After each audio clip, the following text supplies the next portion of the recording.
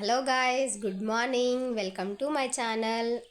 Hi to my all subscribers. ఇవాళ topic వచ్చేసి పెళ్ళి అండి. పెళ్ళి మీద చిన్న కన్క్లూజన్ నాకు తెలిసినంత వరకు నేను చెప్పాలనుకుంటున్నాను. నిన్న ఒక ఫ్రెండ్ లైవ్ తీసేటప్పుడు ఒక మంచి ఫ్రెండ్ కొన్ని మంచి మాటలు చెప్పారు. అదేంటంటే ఇవాళ రేపు జనరేషన్ పెళ్ళి అనే దానిలో ఏం ఎంచుకుంటున్నారు ఏంటి అంటే అబ్బాయిలో క్వాలిటీస్, జాబ్, శాలరీ, క్యారెక్టర్, ఈ త్రీ చూసిన తర్వాతే పెళ్ళి అనే దాని మీద డిసైడ్ అవుతున్నారు. మరి అమ్మాయిలకి ఇన్ని ఉన్నప్పుడు మరి అబ్బాయిలు మీరు అమ్మాయిలలో ఏమి కావాలి అని మీరు అనుకుంటున్నారు?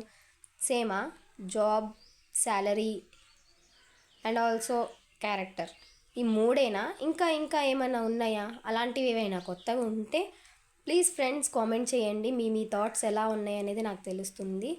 నాకు తెలిసి నేను ఒక చిన్న మాట చెప్తున్నాను. అమ్మాయిలలో శాలరీ కానీ జాబ్ కానీ ఈ రెండు లేకపోయినా అబ్బాయిలు అవి రెండు కావాలని మాత్రం అనుకోరు. మంచి character and also family support ఉంటే చాలు అనుకుంటారు. అందరితోటి కలిసిమెలిసి అందరినీ బాగా చూసుకునే అమ్మాయి అయితే చాలు, మాకు సంపాదించి పెట్టాల్సిన అవసరం లేదనే బాయ్స్ మెంటాలిటీకి చెప్తుంది. మరి ఇవి కాక ఇంకేమైనా ఉంటే మాత్రం ప్లీజ్ ఫ్రెండ్స్ కామెంట్ చేయండి. వీడియోని మాత్రం స్కిప్ చేయకుండా చూడండి ఫ్రెండ్స్, ఎందుకంటే వాచ్ అవర్స్ చాలా స్లోగా ఉన్నాయి, అందుకే లాంగ్ వీడియోస్ చేస్తున్నాను. అండ్ పక్క జీవితాల్లోకి తొంగి చూడొద్దు అనే కొన్ని మాటలు అయితే ఉన్నాయి. చూడొచ్చు, అది మంచిగా చూడాలి, చెడుగా కాదు. చెడుగా ఎలా మంచిగా ఎలా అనేది మీకు తెలియకపోతే, ఫర్ ఎగ్జాంపుల్ ఒక జీవితం నీ కళ్ళ ముందు నాశనం అవుతుంది చూస్తున్నావు, అది చూసి నీ జీవితంలో అలాంటి రోజులు లేవు, రాకూడదు అని ఇన్స్పిరేషన్గా తీసుకొని నడుచుకుంటే అది గుడ్. లేదు, అది చూసి నువ్వు అవతల ఇంకో నలుగురికి చెప్పి వీడి జీవితం గురించి అవతల 40 మందితో డిస్కస్ చేస్తావు చూడు, అది బ్యాడ్. సో ఏది గుడ్డో ఏది బ్యాడో థింక్ చేసుకొని మీరే నడుచుకోండి. అవసరమైతే వాళ్ళ జీవితాల్ని మార్చేలాగా మీరు ఉండాలి. చిన్న చిన్న ప్రాబ్లమ్స్ని పెద్దగా చేసేసుకొని లైఫ్ని డిస్టర్బ్ చేసుకోకండి ఫ్రెండ్స్. మనకన్నా కూడా ఎదుటి వాళ్ళకి చాలా చాలా చాలా పెద్ద పెద్ద ప్రాబ్లమ్స్ ఉంటాయి, కానీ వాళ్ళు అలా సాగిపోతుంటారు. వాళ్ళని చూసి మనం ఇన్స్పైర్ అవ్వాలి. సో ఇన్స్పైరింగ్ అయ్యే జీవితాలను మాత్రం ఎంచుకోండి.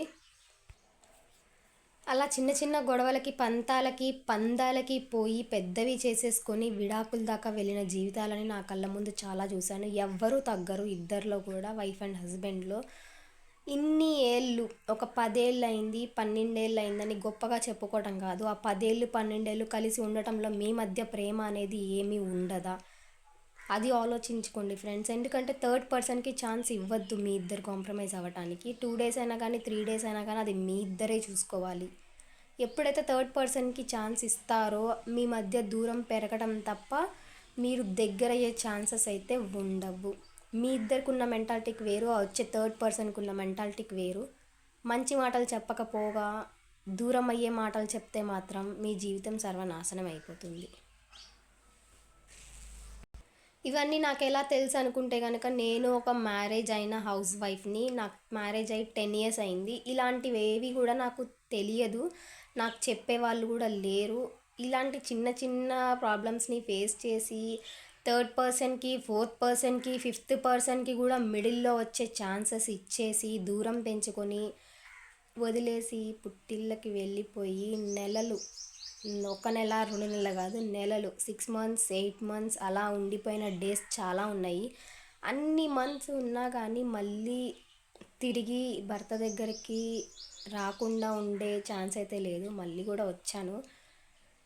తర్వాత ఆలోచించుకుంటున్నారే మళ్ళీ వచ్చి ఇవన్నీ చేస్తున్నాను అంత, మరి ఎందుకు అలా ఉన్నాను నేను? అన్ని డేస్ అన్ని మంత్స్ ఉండి నా హస్బెండ్ లైఫ్ని నేను డిస్టర్బ్ చేశాను. సరే, ఎన్ని గొడవలు ఉన్నా ఏమున్నా అలగండి, కొన్ని రోజులు మాట్లాడుకోకండి, కానీ ఒక్క దగ్గరే ఉండండి. అలా వదిలేసి ఒకరు వేరే ఊర్లో, ఇంకొకరు ఇంకొక ఊర్లో, అలాంటి మిస్టేక్స్ మాత్రం చేయకండి, అస్సలు చేయకండి. ఎందుకంటే ఇంకొక గర్ల్కి మీ హస్బెండ్ లైఫ్లోకి ఇన్వాల్వ్ అవ్వే ఛాన్సెస్ ఉంటాయి వైఫ్ పక్కన లేకపోతే. ఇదే మెయిన్ రీజన్. ఇంకొక అమ్మాయికి టర్న్ అవుతున్నారు అంటే వైఫ్ పక్కన లేకపోతేనే జరుగుద్ది అది. సో ఆ ఛాన్స్ మీరు ఎవ్వరూ ఇవ్వద్దు. Thank you guys and subscribe my channel first time చూసిన వాళ్ళైతే థ్యాంక్ యూ సో మచ్.